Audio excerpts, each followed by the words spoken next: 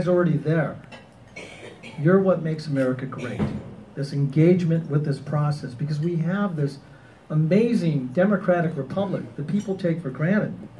You know, I went down to Cuba, to Havana, with PBS. This was about 15 years ago, before the Elian Gonzalez thing.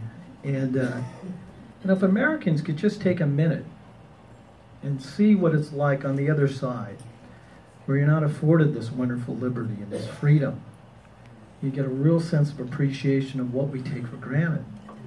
And I was in Berlin, a week before the wall came down. Wow. I went back there a year later to study at the Academy of Berlin on the reunification for a month. And the difference was amazing.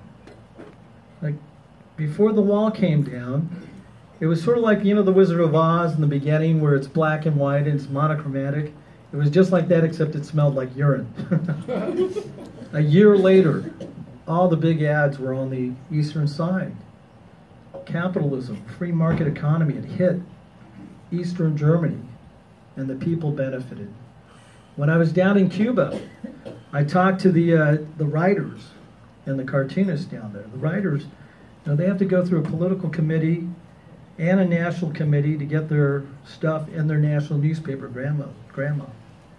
The cartoonists can't even draw Fidel Castro or Che Guevara. I was interviewing the Interior Minister. He was the guy who would come out every night and say how horrible America was for trying to keep Elian Gonzalez here in the free land.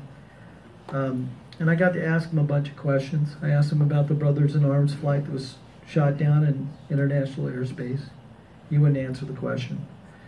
I asked him about the tugboat full of 28 people that they was trying to escape to America, and they caught outside of Havana Harbor. Instead of bringing these people into safety, they towed them out to sea outside of eye range and hosed them down, women and children. He wouldn't answer any of those. I asked him a bunch of questions. He wouldn't answer any of them. So I turned to him and I said, I talked to your writers, and they have to go through political committees. I talked to your cartoonists. They can't draw Che Guevara or Fidel Castro. In America, we believe that a country that can't make fun of its leaders is usually a country that's imprisoned by its leaders. Good point. So let me just ask you one question. And they zoomed the camera in on his face. And I said, what's your favorite Fidel Castro joke?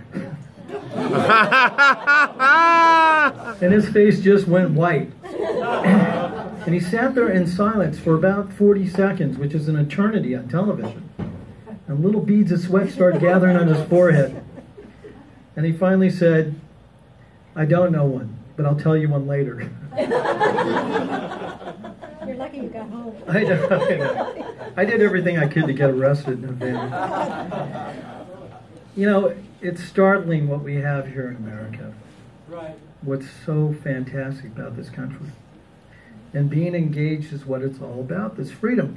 The Paris attack, there's a quote often attributed to Voltaire, but it's actually from Evelyn Beatrice Hall, who said that, I disapprove of what you say, but I will defend to the death your right to say it. This freedom is so important. This despicable act in Paris wasn't just an attack on cartoonists, it was an attack on freedom and liberty, Right. and an attack on freedom-loving people everywhere in the world. The cowards who committed that crime, they should not only be condemned for the evil that they represent, but the evil act that they perpetrated, but for the evil they represent. And this same ideology that wants us to conform to a certain pattern and wants to limit our free speech is abundant now in our society. And it's something we need to fight against, because this freedom of speech is what affords us the liberties that we have.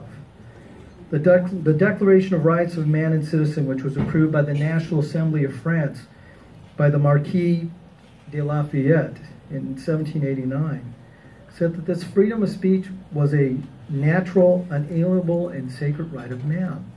Good. And it's too often here that we take this liberty that we have for granted. Think about this administration and all the lies that they perpetrated over the last 7.5, 8 years. Imagine if we didn't have the freedom to challenge these people. Remember that President Obama said the war on terror is over, that Al-Qaeda is on the run, and even assuring us in the last State of the Union that the shadow of the crisis has passed, and we turn the page on terror, and his military and expert diplomatic leadership has made the world safer. It's unbelievable, these lies that are being perpetrated by this administration. I mean, think about it. 9/11 was created by 19 guys funded by a few Saudi millionaires, and they caused trillions and trillions of dollars of damage, and almost 3,000 Americans died. Now with ISIS, you've got anywhere from 15 to 30,000 people that are cycling through training on how to kill human beings and be returned back to their homeland. And they have Western passports, American passports, European passports. And they're being funded because through criminal activity and the siege of oil fields. And at one point, I think they're getting $1.2 million of revenue a day. And what makes me so furious about this is now I was in Iraq, in Baghdad, a year ago.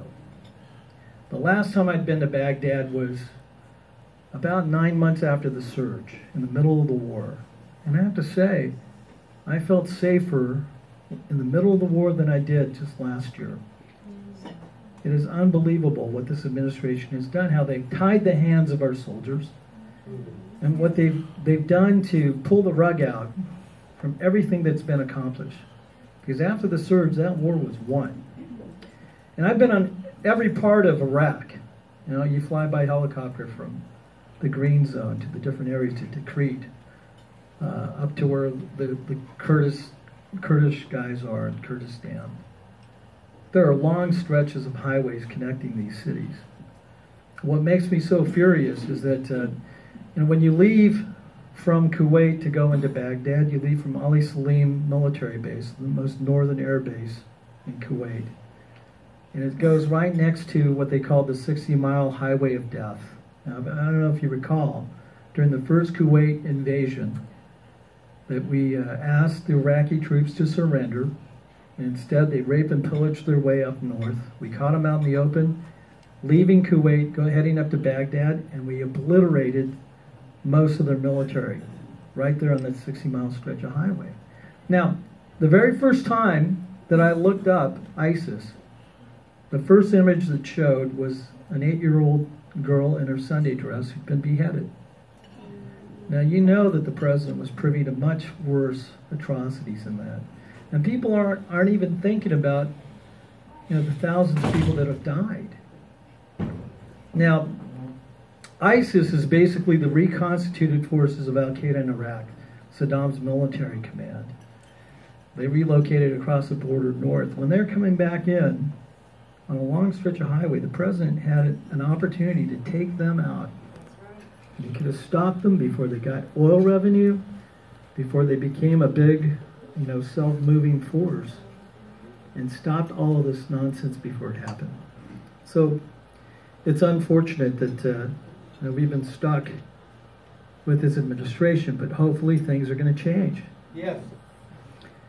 In the Declaration of Independence, Thomas Jefferson wrote, "We hold these truths to be self-evident, that all men are created equal, that they are endowed by their Creator with certain unalienable rights, that among these are life, liberty, and the pursuit of happiness.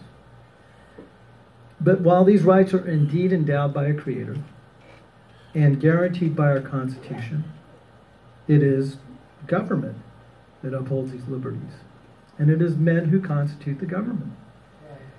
And unfortunately, in our country, we have some people that believe the Constitution is merely a starting point for negotiation.